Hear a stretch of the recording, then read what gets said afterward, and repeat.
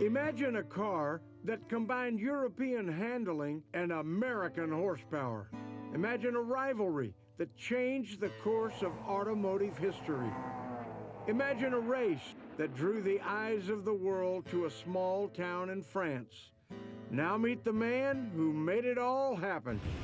Carroll Shelby spent a lifetime taking on the best automotive manufacturers in the world and has always managed to find a way to come out on top. Lee Iacocca said, maybe we better give this nutcase $25,000 before he bites somebody. In the nearly 50 years since, he's used this championship DNA to build some of the finest American performance and racing cars and cement his place in history as the one and only King of the Road.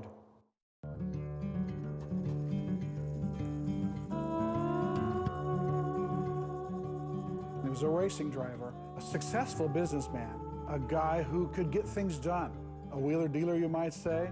Shelby's one of these charismatic guys that I think whatever he asked you for, you just give him. We tend to forget, before he was a builder and all of this, he was a driver. This guy is good. A great and wonderful, charming guy, lanky, full of stories, a wonderful Texas accent that he had. He really knew how to motivate people and assemble people and drive to greatness, literally and figuratively. It was so simple to build the AC Cobra in retrospect.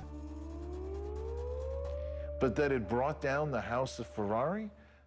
Yeah, a long way from old East Texas, that old red clay land. Had a hard time growing cotton on it, but still my home. Carroll Shelby was born in East Texas in 1923. A sickly child, he spent much of his youth bedridden, but was given a clean bill of health in his teens. He served in Europe with the Army Air Corps and then returned to the States, having been exposed to the European racing tradition. While American racing emphasized open-wheel cars on oval tracks like the famed Brickyard in Indianapolis, European racers did things a little differently. Motorsports in Europe were always a very big part of their pastime. In Europe, before the war, there was sports car racing. We never had sports cars in America. But the English, where the soldiers were stationed, had these little fast, nimble sports cars. And the GIs saw these sports cars and fell in love with them and started bringing them back after the war. Sports car racing had come to America, and Shelby was one of the first professionals. But it would take time for it to catch on with the public or for there to be much money involved. Well, we were all amateurs, except once in a while a little money would pass onto the table. Phil Hill and I started out with nothing, and a lot of other people did, but we stayed with it through some very, very lean years. People started asking me to drive their cars. 3 years later, I was driving for Aston Martin in England. Shelby enjoyed immediate success in his racing career, racing a variety of cars in a variety of environments.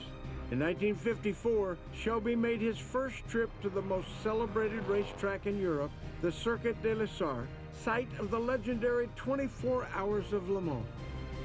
Going to Le Mans in 1954 was a real experience. I was enthralled, made a lot of mistakes.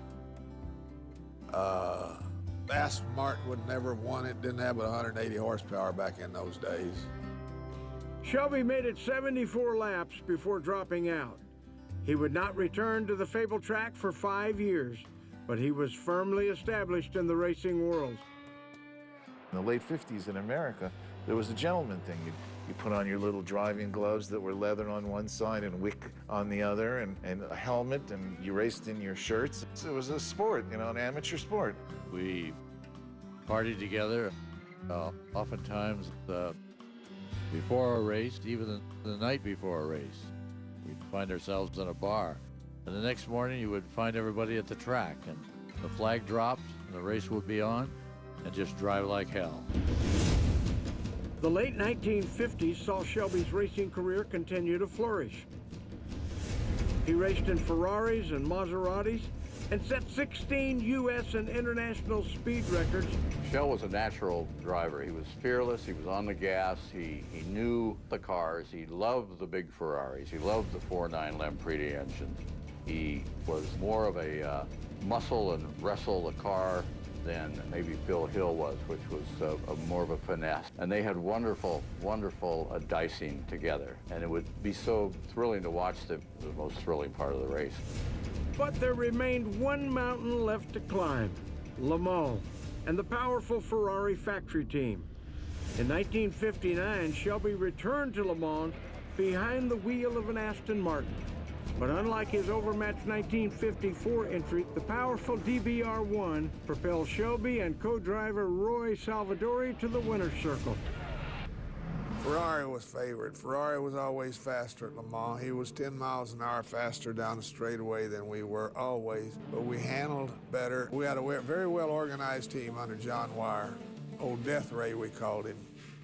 It would be years before any mark knocked Ferrari from the Le Mans victory circle. Carroll Shelby was on top of the racing world, but little did anyone know that his racing career would be over within the year.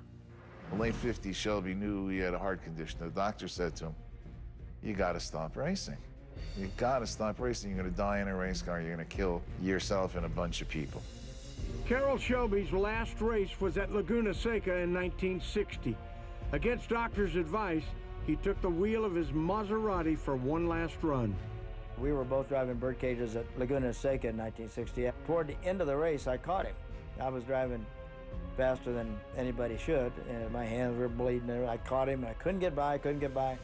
Finally, he slipped a little bit, and I got by, and I looked in the mirror, and he was there for about a half a lap. I said, nobody could keep up. I'm going faster than anybody could ever go. So then I looked at the end of the lap, and he wasn't there.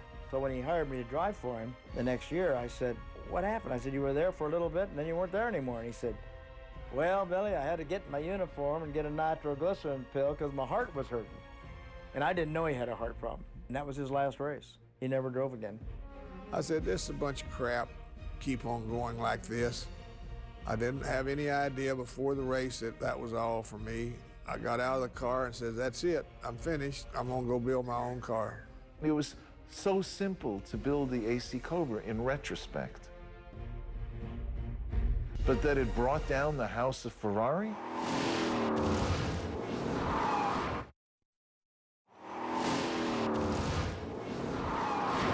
Carroll Shelby was one of the most accomplished race car drivers of the 1950s. He won championships, prevailed at Le Mans, and became an icon of American motorsports. But 1960 saw his racing career draw to a close, finished by a bad heart.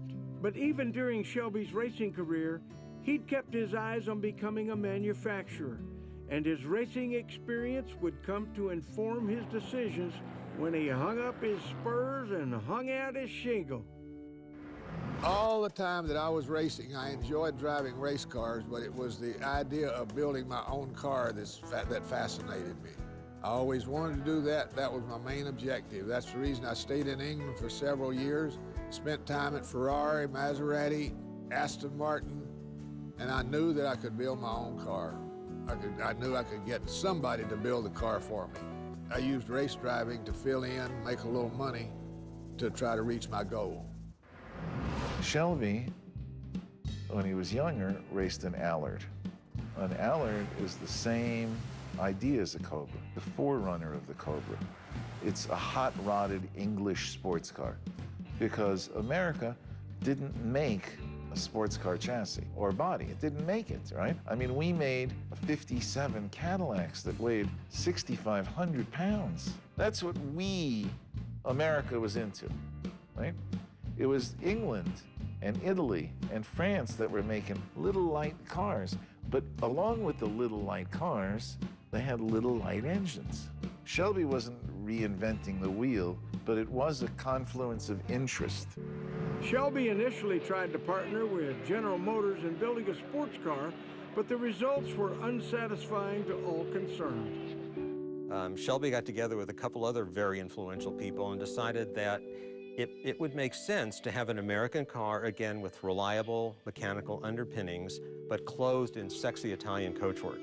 So he got a '59 Corvette, sent 3 of them to Scaglietti in Italy, had them bodied, called them Italias, brought them back, and he had an incredibly good-looking car, unusual, exotic to look at, but as reliable as they come.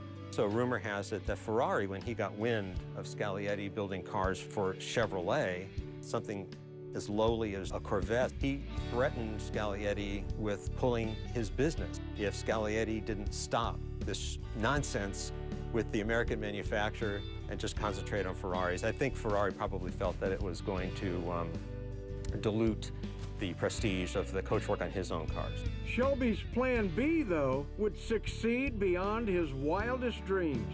Though neither company knew it at the time, Ford Motor Company and British automaker AC Cars were about to be drawn into Shelby's designs to build the quintessential American sports car. Carroll Shelby, as he likes to say it, wanted to build himself a sport car. Sport, not a sports car. He calls it a sport car, singular. The AC Ace was looking for an engine, and Ford had a new, fairly lightweight, high-revving, small-block V8 engine that was looking for cars. So he had the idea of mating the two. He approached each without a commitment from the other and led each to believe that he had a commitment from the other without really saying he did. If you'll get me cars, Ford will give me motors, and vice versa. I was at a mobile economy run in Los Angeles. Ran into a fella named Dave Evans from Ford. And I said, Dave, I want to build my own sport car. And I think I can get a chassis in Europe, a well-known chassis. And I wonder if Ford would be interested in that. We can blow the Corvettes off. He says, well, let me check on that. Next day he says, I'm going back to Detroit next week. Would you like to go with me? We went back, I met a fella named Don Fry. Don Fry took me to a fella named Icoca. I made my little pitch verbally, told him I needed $25,000 to build 2 prototypes. Prototypes then were costing them $500,000. So I said, maybe we better give this nutcase $25,000 before he bites somebody. The AC bodies and the Ford engines ended up at the shop of famed hot rodder Dean Moon, and the work began. In 1962, Shelby put a big motor in a little car. It's something hot rodders have been doing since before the war, the 1930s. You put a big motor in a little car, it's going to run like stink. It's a proven formula. We started putting Weber carburetor manifold on it and so on and so forth, and got the engine up to about 265 horsepower. From there on, we put the first one together. It took us about 3 or 4 months to do that. And he put it together like a hot rodder would have put it together, not like an English car builder or an Italian car builder. It was just, let's see if this fits. It fits. Oh my God, this car is amazing. While Dean Moon's shop was a long way from Europe's sophisticated manufacturing centers, Shelby made the right choice when he picked a gang of hot rodders to build the first Cobra. These were men who'd raced hopped-up roadsters, often of their own design, in conditions that would make a Ferrari wilt. And it showed that no one could put a team together like Shelby. Carroll Shelby, in a way, was the Steven Spielberg of his sport. He knew how to assemble talent into an ensemble cast that could create something great. Great mechanics, great aerodynamicists and fabricators. He conducted this orchestra of talent. The original Cobra build team was a wonderful and wonderfully talented group of Southern California hot rodders. Dean Moon himself was a pioneer in the speed equipment industry, and his Moon Eyes logo remains popular to this day. And 2 other members of the Cobra team became some of the most acclaimed designers and fabricators in the industry, Pete Brock and Phil Remington. Pete Brock was a design engineer and designed the Daytona Coupe and ran Shelby School of High Performance Driving. Phil Remington is one of the brightest and best that America has ever turned out in any industry. I mean, Shelby will tell you, he was very, very big in developing the Cobras as race cars, taking them from a street car with parts that would break, turning them into a race car with parts that wouldn't break. It was once said to me that if anybody could weld wood, Remington could weld wood. and he was one of the pair of hands that put those first Cobras together. By April 1962, the prototype Cobra was finished, but it remained untested and to that point unnamed. The origins of the Cobra name have prompted a variety of theories, myths, and suppositions, but the only thing that mattered was that the car worked. Everybody asked me, where did the name Cobra come from? I don't even remember where the name Cobra came from. Some people said, oh, he had it in a dream. Something just went through my mind one time. Might be a good name for a car, I guess. A car makes a name doesn't make a car. But Shelby was in business to build sports cars, not just the one. So he was placed in a difficult position.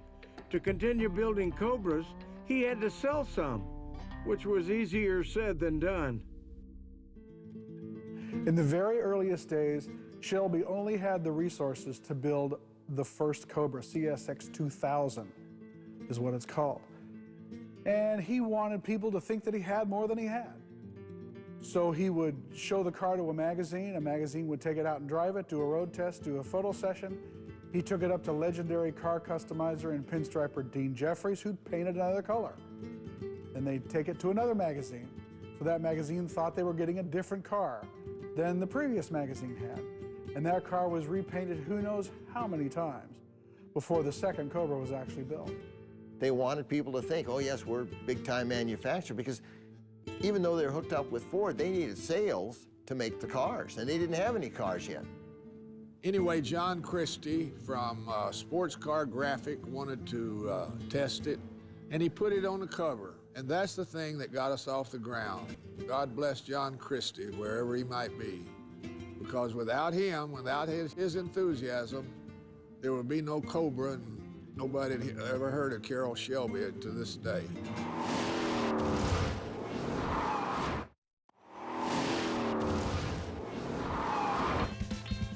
1962 saw the birth of one of the most extraordinary cars in automotive history when former race car driver Carroll Shelby and a team of California hot rodders mated a British roadster with an American small block V8 to create the Shelby Cobra. And once the Cobra got onto the track, they justified every last bit of hype that Shelby had drummed up. As predicted, they ran like stink, though the Cobra's first race was a less than auspicious debut. We entered the first race. Billy Krause drove for me at Riverside in '62.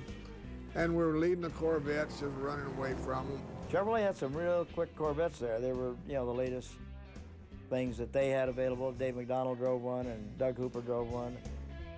I followed Dave for a while until I just kind of could figure out where he was quick and where he wasn't. And then I passed him, was leading the race when the hub sheared off. Phil Remington spent all night building a new one. I call up my friend Ted Hallebrand, who was building a lot of race car parts, and he had some good steel forgings, so I machined up a couple of hubs, and we changed the procedure on how to make bearings fit, and we sent that information to AC Cars, so they upgraded their parts, so when the cars came through, they had all these improvements included in it. When we finished preparing it for racing, there wasn't one nut and bolt in it that came from AC Cars. It was basically the same car with two old buggy springs and 750 pounds of flex. I don't think we lost a race for the next 5 years, though, after that first race. To make matters worse for Shelby's competition, 1963 saw Ford introduce the 289 Windsor V8, which gave the Cobras an added boost. The first, let's say, 75 cars had 260-inch engines, and they were a good motor. There was nothing wrong with a 260. It's just the next evolution was a 289, and of course it had more horsepower, and everybody wants more horsepower. The original small block Ford V8 is a jewel. It is a thing of wonder. Small and relatively lightweight. Loved to make horsepower, was fairly easy to modify, and responded to simple modifications. It was a wonderful engine. The right thing at the right time for some Shelby magic. With the new engine came continued efforts by the Shelby team to improve the Cobra's chassis, geometry, and handling, all with an eye toward perfecting the car's on-track performance. There's only one objective: keep the rubber on the road so you can get the horsepower, the most horsepower. Beat everything in the world. I didn't even know at first why the damn thing was going so fast. And then we figured out because the chassis was bending, so the doors would fly open. We'd have to wire the doors shut, you know. So when they went around a corner or hit a bump, the doors didn't fly open. Original geometry was pretty bad, and the toe change on the steering was about 5/8 of an inch. So every time you go through suspension travel, you didn't know where the wheels were going to end up. So we made another change there and went to a rack and pinion steering and got the steering in a proper location where the car would handle a lot better. We also put some negative camber in it because we were doing a lot of road racing. The result was dubbed the Mark II Cobra. Shelby spent the next year beating anything raced on a domestic racetrack, including the vaunted Corvette, until then the alpha dog of American road racing.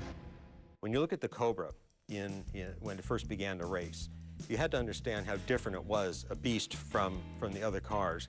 It was really light compared to other American cars. It was nimble compared to other American cars, and it was powerful. The power-to-weight ratio was just enormous when you considered a Cobra. It would just blow the doors off of anything. Yeah, it was a little embarrassing, I think, for General Motors, especially considering their background with Shelby, that they were beaten so badly on the track so often. And America fell in love, not least due to the Cobra's prowess on the track. Even today, they're arguably the most beautiful American sports car ever built, and they're inarguably the most copied, as Cobra clones began sprouting up almost immediately. Shelby spent many years protecting his trademark, and to satisfy demand, he began building so-called continuation Cobras in the 1980s. Shelby American produces continuation Cobras to this day. But for the car aficionado of the 60s, the Cobra seemed the perfect car. The Cobra had a certain something. There's no doubt about that. I'm not sure if it was just its look or the fact that it was so quick and ultimately a successful race winner, inspired songs and a lot of cultural things that went on back in the day. You could still be a hot rodder and be driving a Cobra. You weren't considered one of the sports car crowd, kind of one of the foo-foo guys in the fancy little cars that had no power but went around a turn well. These cars were still a muscle car. I mean, they would go fast, and you weren't perceived as a wimp when you're driving a Cobra, because it could beat them all at everything. For Shelby's longtime friend and collaborator Alex Borla, who today manufactures sophisticated exhaust systems for the Shelby Mustangs, the concept of the Cobra took a lot of getting used to compared to the race cars he'd grown up with in Europe. The early Cobras were rather crude and rough. I came from a whole different environment, and getting into these big, massive truck engines in these tiny little cars, going around the track with them faster than man has ever seen. Impressive, extremely impressive. As the Cobras kept winning on domestic racetracks, it became clear that the Cobra's ultimate destiny lay across the Atlantic on the road racing tracks of Europe, where lurked the powerful Ferrari factory team, which was as dominant on the continent as Shelby American was in the States. And while the 289 Cobra was perfectly capable of crushing Corvettes, Ferrari's stable of sleek GT cars was another matter. The Cobra would have to evolve again.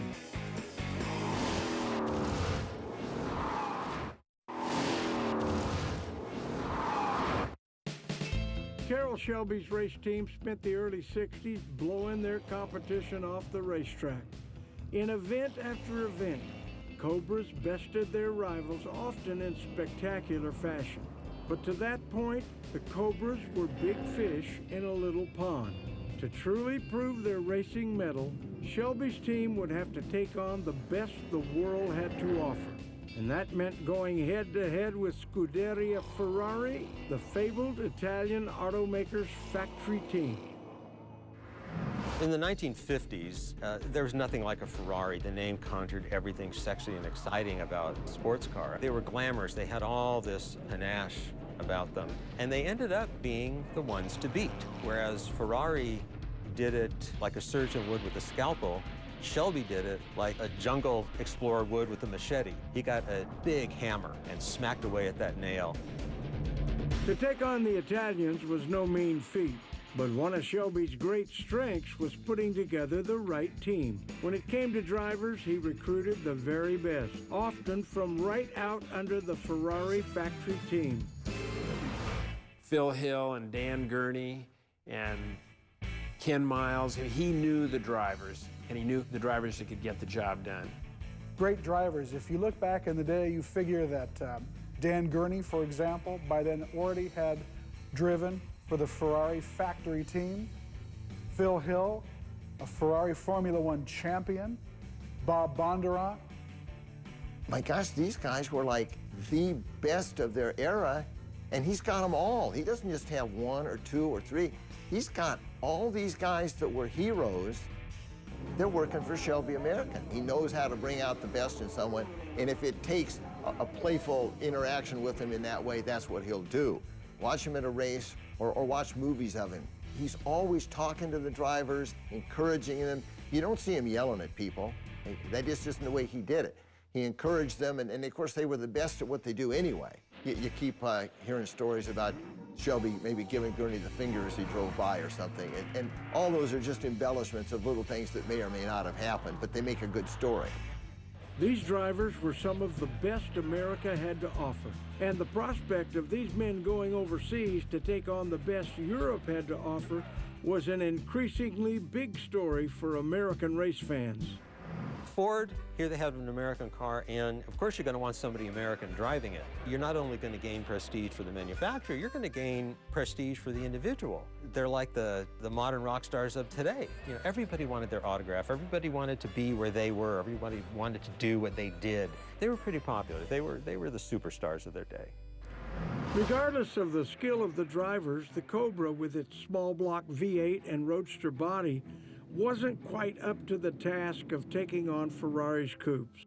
One potential solution was a bigger engine, which led to the Mark III Cobra sporting Ford's powerful 427 cubic inch engine. But the results were unsatisfying, and the 427 Cobra, while popular with the public, didn't fit into Shelby's racing plans.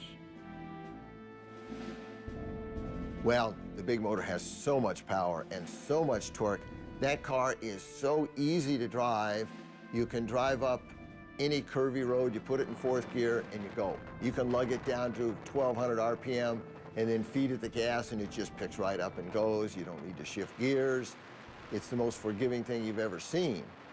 The downside is it's big, it's a little heavier, but probably the biggest downside is that it tends to overheat, especially for the guys that put a little more compression in them.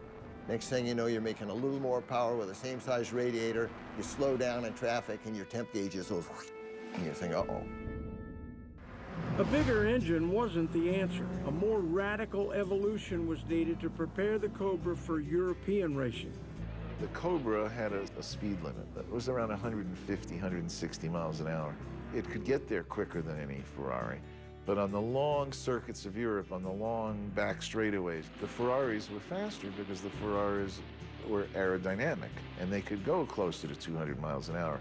So he went to this young designer named Pete Brock and said, I want to go 200 miles an hour on the Straits of Mulsanne. I said, Pete, draw me up a coupe on a Cobra chassis.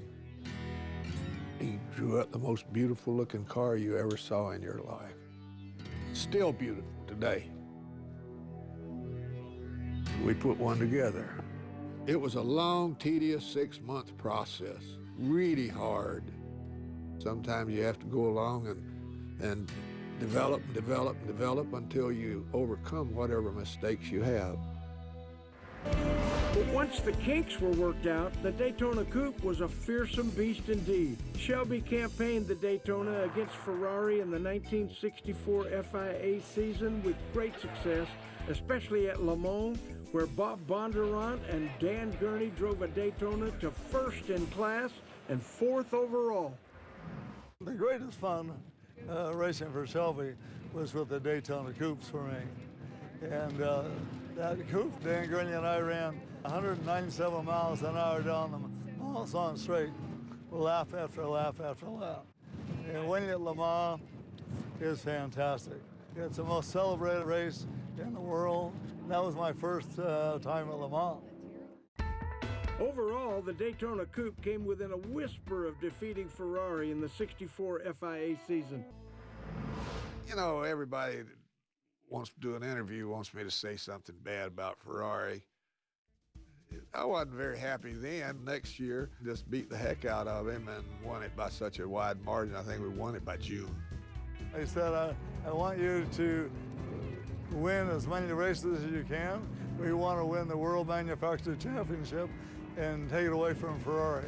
Shelby American remains the only American manufacturer to ever win an FIA title, an accomplishment that ranks with the biggest of Carroll Shelby's career.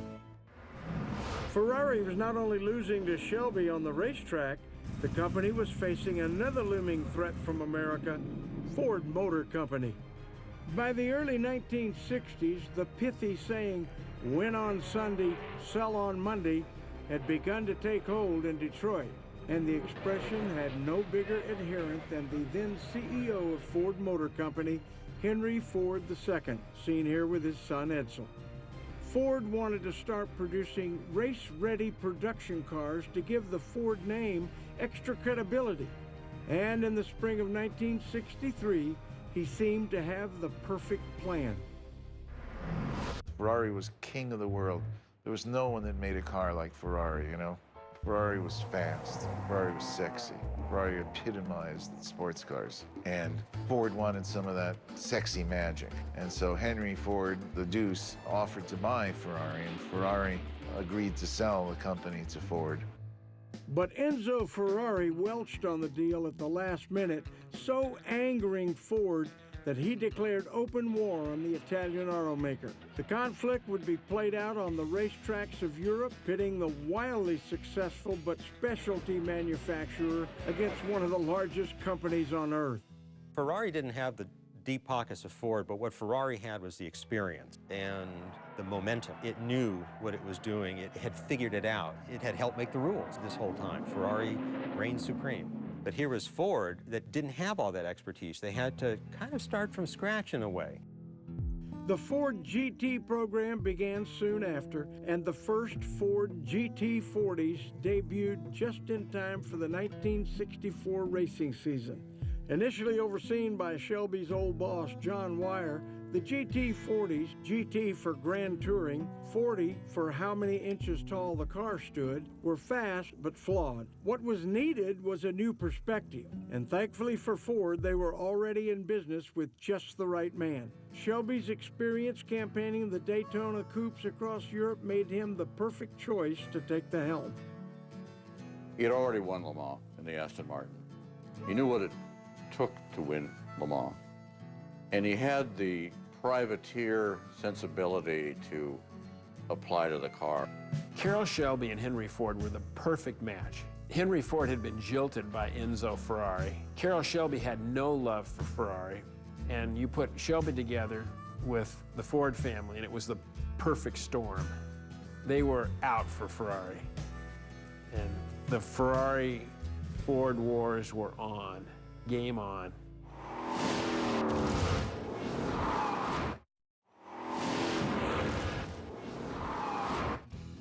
1965 would prove to be a key year in Carroll Shelby's career. After the disappointment of losing the previous year's FIA championship, his Daytona Coupes were poised to once and for all dethrone the Italian racing giant. Back in the States, Ford convinced Shelby to produce a high-performance version of the company's newest sensation, the Mustang, which led to the legendary 1965 GT350, a bestseller that cemented Shelby's legacy as a manufacturer. And 65 was the year that, with Shelby's help, Ford planned to finally conquer Europe and defeat Ferrari with the GT40. They had about a month and a half to ready that car for Daytona, so it was a 24/7 job. They tore the car apart and they replaced a lot of things, did a lot of things to it. And lo and behold, at February of 1965 at Daytona, they won overall. Ken Miles followed up his victory at the Daytona 2000 with a second-place finish at the 12 Hours of Sebring. But the GT40 had yet to prove it could last a full 24 hours. Le Mans would be the ultimate test. A fleet of Ford GTs descended upon Le Mans that June, and after Phil Hill shattered the lap record during qualifying, proving the cars were faster than competing Ferraris, expectations were high. In fact, the 65 Le Mans was the first European race broadcast live to the United States, but the results were disastrous. And that was the time when the 427s made their debut in '65. Of course, they went like a bat out of hell, but they didn't last very long. Transmission problems, but while they went, they just dominated. They just left everybody in the dust. 8 hours after the race started in 1965, all 8 cars were out with head bolt problems. Edsel turned around to the Deuce and says, "Is that the best we can do, Dad?" Ironically, the Ferrari factory team fared little better, as the experimental 330Ps failed to live up to expectation. Nevertheless, it was a setback for Ford and for Henry Ford II. They turned the program kind of over to us, and in September of '65, Henry Ford had a meeting in his office, and he had Ford wins Le Mans in '66. Says that's what you'll wear till the race is over. Shelby was now ostensibly in charge of Ford's GT program, and when combined with his work on the Shelby Mustangs, he served as the ideological spearhead of Ford's Total Performance Initiative. Shelby really brought the performance moniker to Ford. Ford had always done some racing, but it wasn't until Shelby came along that it really became the performance car you know of it today. And when people think of Shelby, they think of Ford, and when you think of Ford, you think of Shelby. Shelby is the guy that brought the performance edge. We hope that by racing with Ford, we can make this an American year. Very soon now, we'll be racing these cars against the best competition in the world. Failure was not an option. Another disappointing loss to Ferrari would have dealt a serious blow to Ford's European racing ambitions. So Shelby and his team went to work making the GT40s more robust. It's this new Ford GT. It was designed and built by Ford engineers as kind of a laboratory on wheels to test new ideas and prove Ford's capabilities in open competition. We've been given the job of testing this new car and racing internationally. They had to go about perfecting it. They had to worry about cooling. They had to worry about downforce. They had to worry about front lift. A nice problem to have if your car is so fast it's lifting off the road. But again, it's a problem because the idea is to keep a car on the ground and win the race. As the 1966 international racing season drew near, Shelby Americans still didn't know for sure if they'd managed to succeed in parlaying the GT40's near unlimited potential into a practical race car that could endure for 24 hours. The first tests were in Florida, and Ford GTs took checkered flags at the 24 Hours of Daytona and 12 Hours of Sebring. But GTs had proved successful in those races in 1965, so no one at Shelby American were popping champagne corks just yet. Well, we did all right the first couple of times out. The field of cars were very impressive at Daytona and Sebring. Now we're getting ready for the big ones overseas, Monza, Targa Florio, and Le Mans. In the weeks to come, we hope to continue our string of victories. It's a cinch that whatever success we find, we'll also find our share of disappointments. Motor racing is that way. It's a rich mixture of heartache and joy. For those of us who participate in this most exciting of sports, the Ford people, our crews, drivers, whatever the outcome, racing becomes a never-ending pursuit of excellence. But Shelby had a secret weapon.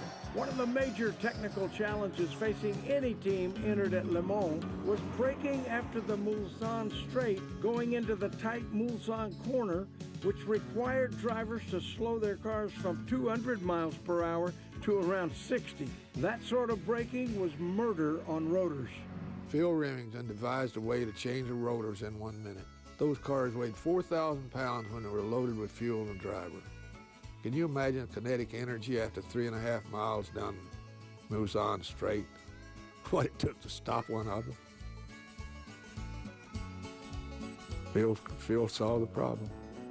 The rotors were originally just cracking radially, and we couldn't stop that, so they suggested we make what they call a curved rotor.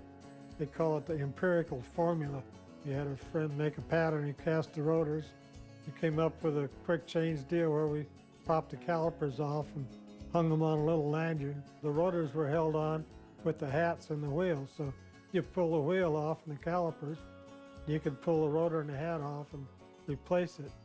So we did that operation, and it kind of saved our bacon.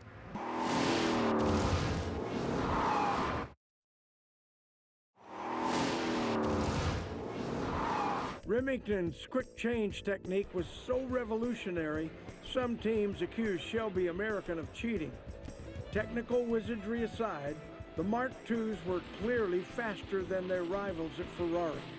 The question then became, would the Fords endure, or would they fall prey to the breakdowns that plagued them in 1965? After the starting flag dropped, the GT40s took the lead and never looked back. By the 24th hour, GTs were running 1, 2, 3, and Ford officials attempted to orchestrate a photo-op tie between the top two cars, one driven by Bruce McLaren, the other by Ken Miles. When the cars crossed the finish line, McLaren, along with co-driver and fellow New Zealander Chris Amon, were declared the winners, and the celebration began. The beast had been slain. Mighty Ferrari, with 9 overall wins and the 6 previous, would never win another 24 hours of Le Mans. And the checkered flag conferred upon Ford and Shelby not only racing prestige, but the adulation of an entire country. America loved the idea that Ford beat Ferrari at Le Mans. They loved it, and I think it gave Ford a new respect. Little Ford, they used to make Model Ts for all those years, now had won Le Mans with American engine car, designed by Americans, built by American manufacturer. It was a matter of national pride. In 1967, Shelby American doubled down as A.J. Foyt and Dan Gurney, two of America's most popular champions, defeated the Ferrari factory team by 4 laps. And as a bonus, Dan Gurney was the first racer to ever spray his teammates with champagne, a practice that's become traditional for race winners worldwide. 67 would prove to be Shelby's last hurrah in endurance racing, and Ford walked away from European racing 2 years later after prevailing at Le Mans in 68 and 69. Looming emissions and insurance regulations, along with climbing gas prices, so undermined high-performance cars that racing at Le Mans no longer made sense for the company. And American racers and motorsports fans who became so focused on European-style road racing once again turned their attention back to Indianapolis and later NASCAR, the antithesis of the European racing traditions. Ford's great American adventure in Europe had come to a close. As for Carroll Shelby, he bestrode the racing world like a colossus, but there were simply no more mountains to climb. He was a champion as a driver, as a manufacturer, and as a team owner, and left behind a legacy that few could hope to match and none would surpass. Shelby himself left the public eye for decades, but he couldn't stay away forever. That's a story for another time.